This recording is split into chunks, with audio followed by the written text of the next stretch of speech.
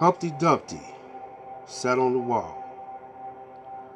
Humpty Dumpty had a great big fall. All the king horses and all the king men couldn't put poor Humpty back together again. This is Black Light, Cyberspace Ministry. You know, 7 decades in, and proud of it. You know. So we're going to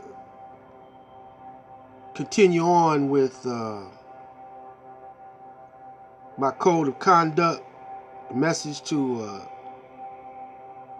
the brothers, Sanetta, Seti, Dr. Umar, and all their crew, and young Pharaoh, and even Brother Polite. I know the brothers could care less about a brother like me, but I'm still of the conscious community. Matter of fact, I might be more than thee, but I'm just being me. Look here, you know, elders, you know, we got a right to check y'all young bloods. But we don't have to, you know, condemn you or criticize you. But I speculate on you. I just wonder how y'all thinking. You know, I can't figure it out. You know, not nowadays, not with you young brothers. You know, y'all supposed to be more hipper than that. Y'all supposed to be more gamer. You know, seem like, I mean, y'all get a couple of some grands. You know, like that's a whole lot of money to you. You know, and even y'all might be even have a couple of million. But nowadays, not in today, I mean, I ain't sneezing at no million, but not in today's economy, $1 million really ain't what it used to be. And you got to have a continuous income on a level where you could take a shortcoming. If something happened to you, you know, you still got it rolling in. Whereas, cause you gonna, the more you make, the more you spend. See, and you're not gonna stay modest or humble. You're gonna be a big baller and blow your cash. So, and then the people that you made it off of, if you diss them, you know, I remember Muhammad Ali said that he always gonna be true to his black people, because if he stiff him on the way up, when he fall, they're not gonna be there for him to catch him, you know. So he always spoke up for the black man, always. And he never did try to cross his people, because he was under the teachings of the Most Honorable Elijah Muhammad. Now look here, what I'm suggesting to y'all is, y'all looking at the little crumbs. The white man in Detroit, he done let the city go down. Ever since Mayor Young told him to get across 8 Mile, he took his dollars across 8 Mile. And he been using that, you know, let them starve so they'll be begging for my money. And that's what they doing now. But he don't need the brothers no more and the sisters no more here. He getting a refugee come over here and work, you know, the jobs that y'all don't want to work, you know, and immigrants. He gonna put them in them houses that y'all left. So my appeal is to all you brothers that's with some paper to pull your resources together and come buy up as much of Detroit and put businesses in. How you get in here that the Arabs don't have, that the Arabs don't, you know, the Arabs done took up all the businesses, you know. And but we have to create some businesses. So I mean, and Seti, he live in Detroit, so he know the landscape in Detroit, you know. So I can't. Y'all seem intelligent, but y'all don't see the whole picture. Y'all don't see the big picture. Y'all don't see that y'all could buy up Detroit and be helping your people. Y'all could create businesses here, you know, and be training your people really with the schools and everything, you know. Brothers still got to know how to build houses and do construction work, do electrical work. They got to be trained for that. We used to have a Washington trade where you could learn all that kind of stuff, you know, and they had other skill centers. I went to I misspoke myself when I said McAfee. It was a McNamara Skill Center, and I learned how to cut meat. And matter of fact, I worked in some of the, we had a black supermarket here called Our Supermarket. It closed down, and then I worked for the Nation of Islam. One of the sisters had a store, and I cut some meat at her store. You know, my uncle got me a gig there, but I didn't like meat cutting that much. You know?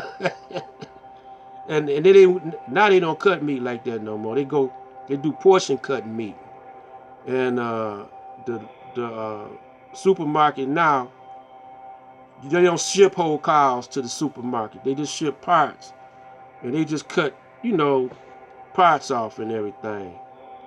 But it's not like it was back then, you know. So it's many areas that if you brothers pull your resources together, we need.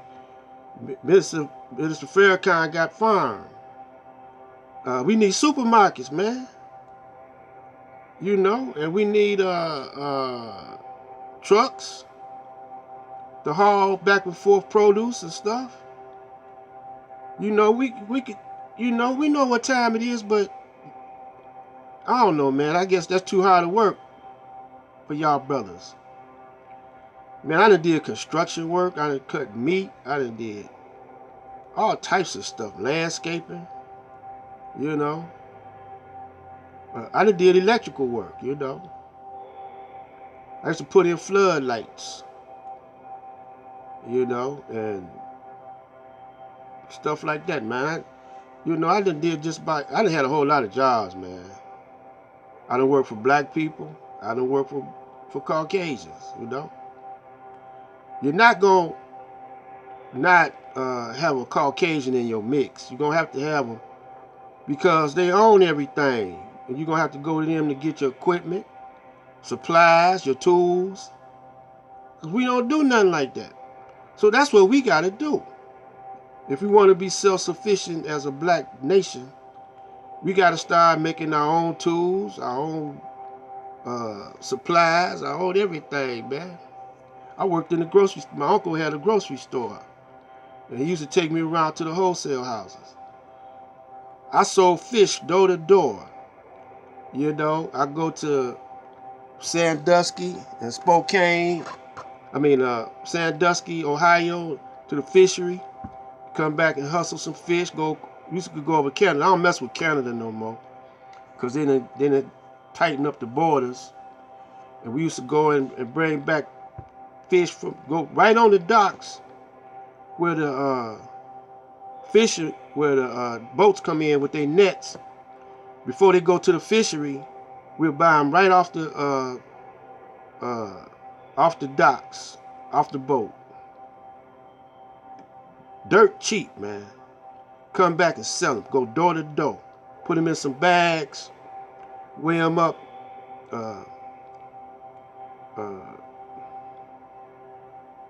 No, was it 8 pounds? Yeah, not no 8 ounces. 8 pounds of fish. You know, you could get 8. Back in those days, we get you 8 pounds of white bass for $5. That's about 8 fish. You know, maybe 10, because it depends on the size of them. Make about $200 or $300 a day. Maybe about $1,000 a week.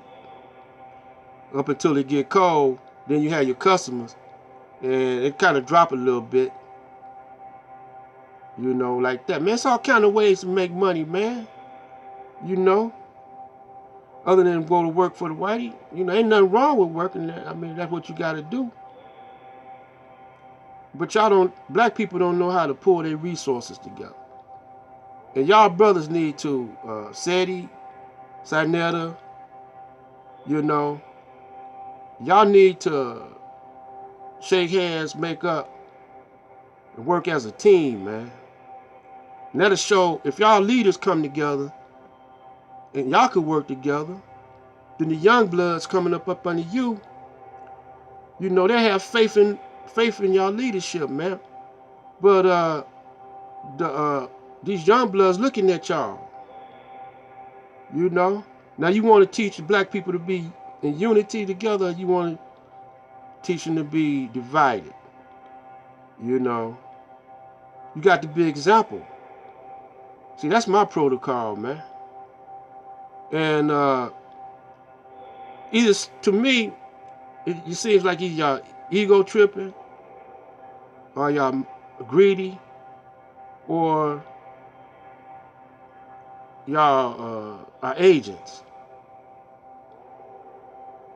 So if you're an agent, look, the white man ain't gonna keep you around, man, all the time. Once your people don't like you, once the people find out that you a turncoat, then he ain't gonna have no use for you, because they ain't gonna trust you. And if y'all keep up all this mess that y'all doing, people gonna start thinking something wrong.